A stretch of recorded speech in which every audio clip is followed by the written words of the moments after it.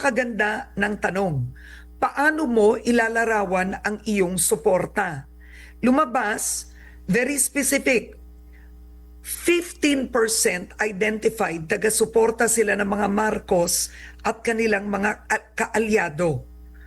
Tapos, taga-suporta ng mga nasa oposisyon at may pangalan tulad ni Leni Risa, 13.6%.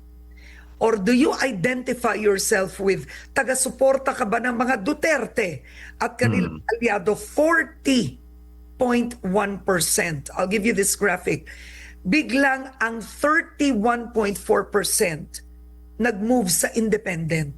Na dati galing ito sa Marcos supporters. Yes. That is the identification of Filipinos today. So talk about that, Alan. So shout out to Doc Robin and to Cleve, no? Very, very well phrased at maganda yung contextualization ng kanilang data.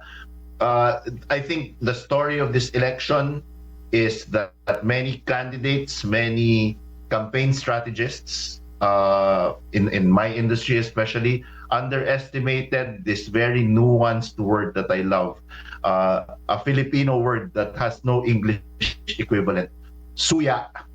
Ay, Yung sensation ng Pilipino na suya. Oo. nasuya sila. Suya is I don't know again what is the English translation for suya. Oo. Pero yung araw-araw nakikita mo dalawang bangayan na lang ng dalawang higanting partido ng magkalabang politiko every day in, day out. It's just one-upmanship. How will the Dutertes one-up the Marcoses? How will the Marcoses one-up the Dutertes? Nakakasuya. Eventually, the Pero Filipino mataas voter, pa rin ang Duterte, ha? They're still the highest. Pakita na ang survey. Yun yung yun lang protest ba ang vote. mga yan ang issue? You have to hit it. Show the survey. 40% ang aligned sa Duterte, ha? 30 ang nasuya. Kaya Nasuya. nag-independent. Yes, yan Pero ang nasuya. mataas pa rin yung Duterte. So what happened? The Marcos support, BBM, came in. Be specific. He came in with 31 million votes. 31 million The highest ever. And yet, he is now at, ano ba to? Ilan ba yan? Napapainom ako dito sa ni Karen. I want you to be specific niya. because you are the analyst, right? Down to 15%.